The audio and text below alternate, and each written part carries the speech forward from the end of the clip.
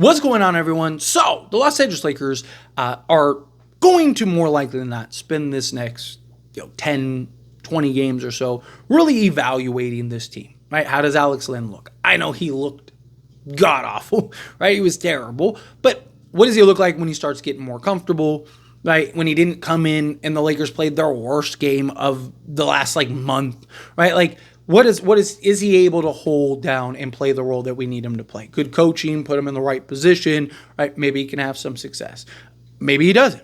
Maybe the Lakers are like, hey, we could really use a center, right? You got guys like Stanley Johnson, who is just cooking up the G League right now, right? You have Jordan Goodwin, who luckily can play the rest of the season. Now, Lakers have multiple guys that they can waive. They have 3 or 4 guys they can waive, from Shake to Markieff Morris to Cam Reddish to these guys that they can look to maybe move off of and go a new direction and bring in, a Jordan Goodwin or bring in both a Jordan Goodwin and Stanley Johnson. Lakers would have to wait, right? Because they only have about $800,000 to play with, right? So Lakers, if they're going to bring these guys in, it's why I've talked about how, you don't want to rush signing Jordan Goodwin. Because when you get to the offseason, he can play the rest of the way, right? He can play literally every game the rest of the way. And then right before the playoffs, you'll waive a guy, bring him in, and then now he can join the main roster, right? Lakers have done it most years, right? Tristan Thompson is a great example, right? The Lakers brought him in literally the day before their playoff game, and he ended up, his contract was $100,000. Well, now, Jordan Goodwin right now, his contract might be $600,000, right? Well, that's it. There's all your money. But if you wait till right before the playoffs begin, his contract might be $200,000.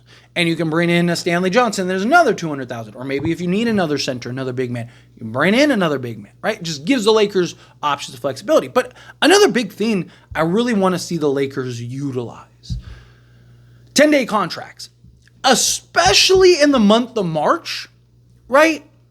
Lakers have 4 or 5 back-to-back games. It's ridiculous.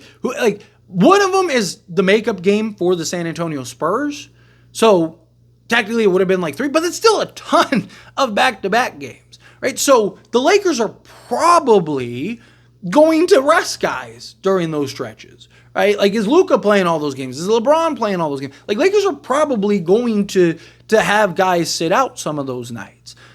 Well, you could utilize, obviously your 2 ways, but you could utilize the 10-day contract, right? They're going to have games where they play 4 games in 5 nights. That's a great time and a great opportunity to bring in a 2-way guy, because he's going to get to play 7 games during that 10-day contract, right? So you can get a real look at that guy. You can get a real kind of feel for that. Okay, it's not just because usually you'll see the 10-day contracts, right?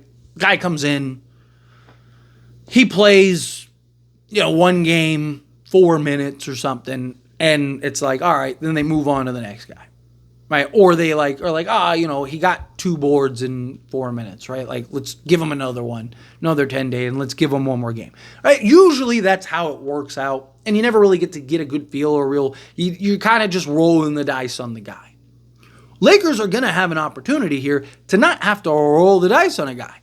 They're going to have the opportunity during some of these stretches to where you're going to have we might get 4 or 5 guys out of this, or 4 or 5 games out of this guy, and we might need to play him if he's good. Obviously, we might need to play him 25 minutes or 30 minutes, something like that.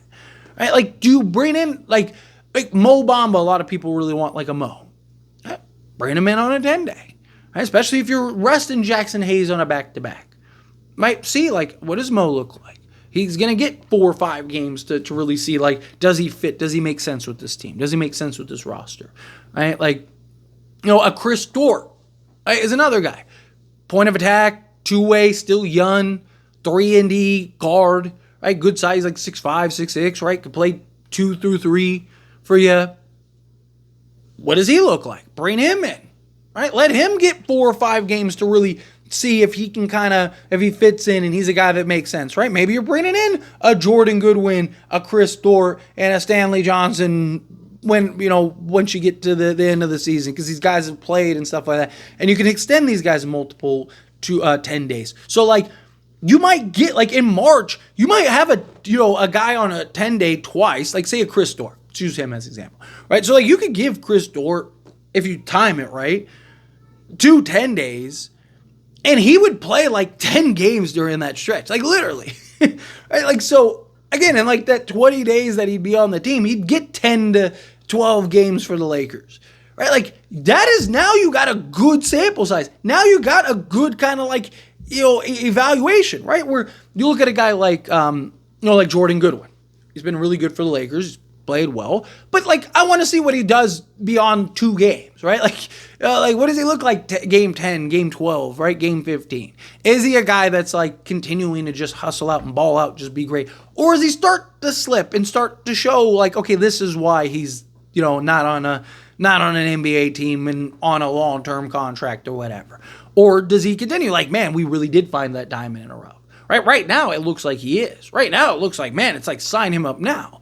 But you want to get a little more evaluation.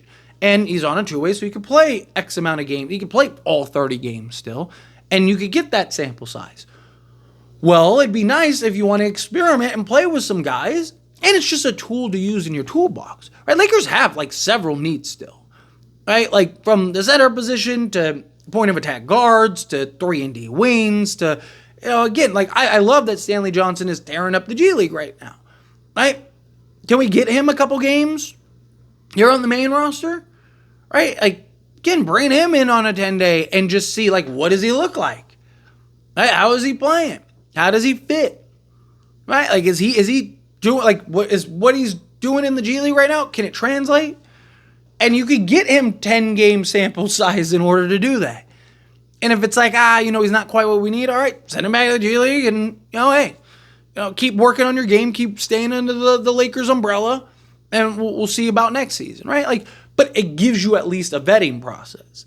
And I really like the idea of kind of use the 10 days as a tool. Lakers have done a good job with like the 2-way contracts, right? We've seen, they've had like 7 guys over the last like 4 months come in and off of those 2-ways, right? So like, if you're the Lakers, right, utilize those 2-ways, the 10 days, like you have been with 2-ways, where you can kind of cycle through guys and you can kind of experiment. Okay, what about this guy? Okay, what about this guy? What about this guy? What about this guy? Okay, this guy made a lot of sense. Let's bring him back and kind of get a look. Let's give him a second 10-day.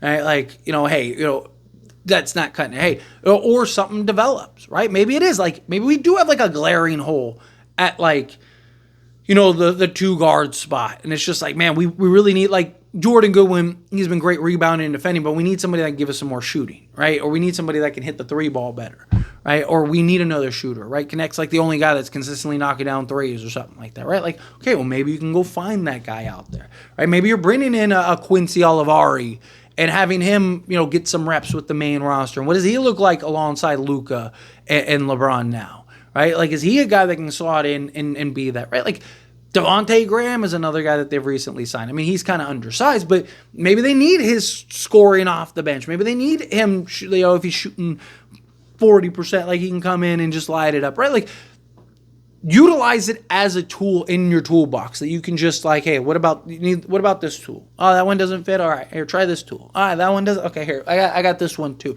right? Like, and you can kind of cycle through the guys that you need to cycle through to kind of figure out what's the best course of action to try to help this team, right? Because again, like even a marginal change can be the difference, right? Especially when you're talking about like the top teams and the thing, like it comes down to just like one play.